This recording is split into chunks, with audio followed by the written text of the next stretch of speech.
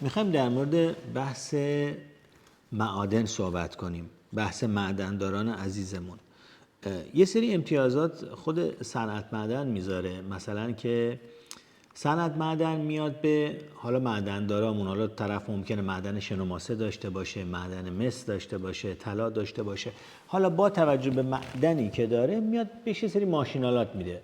اینی که البته خود صنعت معدن دنبالش نمیاد، نه، کسی که معدن داره میره صنعت معدن میگه آقا من با توجه به معدنی که دارم ماشینالات نیاز دارم.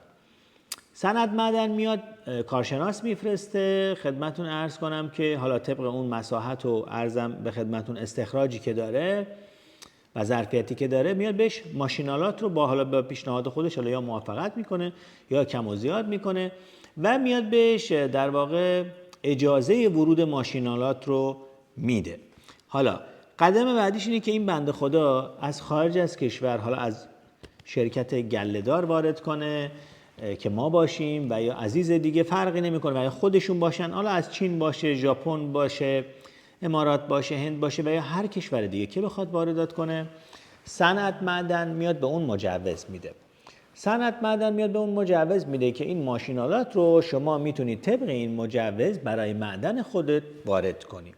این دوست عزیز ما یا میتونه این ماشینالات رو وارد کنه برای خودش و یا میتونه واگذار کنه و یا به اصطلاح بفروشه در واقع اون مجوزش رو. حالا آقای گله‌دار، این مجوزی که من دارم باعث میشه من به گمرک دیگه گمرکی پرداخت نکنم؟ خیر دوست عزیز، سازمان صنعت معدن جداست، گمرکات کشور جدا. این دو تا سازمان جداست. یعنی چی؟ یعنی مجوزی که شما داری میگیری فقط مجوزه، شما رو مستثنا نمیکنه از پرداخت گمرکی. شما باید گمرکت رو پرداخت کنی اول آخر. خب آقای گله‌دار، من این ثبت و سفارش رو خیلی الان من میرم بیل 400 میارم، یه شرکتایی هستن که از من پول میگیرن و ترخیص میکنن. بله دوست عزیز، درسته. همون مجوز مثلا بیل 400ی که شما داری رو اون شرکتی که داره وارد میکنه و ترخیص میکنه میاد هزینهش رو اضاف میکنه به مبلغ گمرکیت. یعنی شما قبض انبار، ترخیصیت، حقوق ورودیت، ثبت سفارشت، همه اینا جمع میشه و بعد به شما اعلام میشه توسط اون شرکت ترخیص و به شما اعلام میشه. حالا اگر شما ثبت سفارشت رو از اداره صنعت معدن داشته باشی، در واقع این هزینه کسر میشه و شما دیگه هزینه ثبت سفارش پرداخت نمی کنی و میتونید که با مجوزتون واردات رو انجام بدین. اگر بخوایم بگیم مجوزاتش تقریبا میشه گفت به نوعی به چند دسته تقسیم میشن.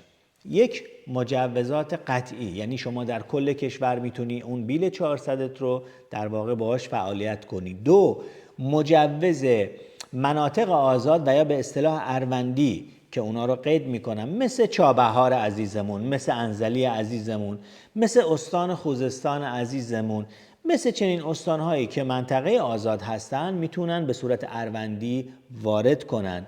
و یا نوع سوم به چه حالته؟ نوع سوم به حالت گذره که الان جدیداً بخشنامه‌اش اومده و شما میتونید ماشینتون رو به صورت گذر وارد کنید که به نظر من خیلی مقرون به صرفه است که حالا توی پست‌های بعد در مورد هر کدوم از اینا جداگانه صحبت میکنم. و نکته چهارم به صورت موقت هستش که موقت شما یه درخواستی رو میدی به صنعت معدن که صنعت معدن اداره محترم من میخوام اینو وارد کنم، به فرصت مثلا حالا به مدت زمان 6 ماه استفاده کنم و خارج کنم. اوکی، صنعت معدن پاراف میکنه، شما با اون مجوز میری گمرک وارد میکنی، بعد از 6 ماه وقتی فعالیتتون تموم شد ماشین رو خارج میکنی. پس ما این 3-4 نوع بخش رو داریم که حالا انشالله در قسمت بعدی بیشتر بهتون در واقع بیشتر خدمتون توضیح خواهم داد. ممنونم از اینکه با گله‌دار و ماشینالات راهسازی گله‌دار همراهید. متشکرم.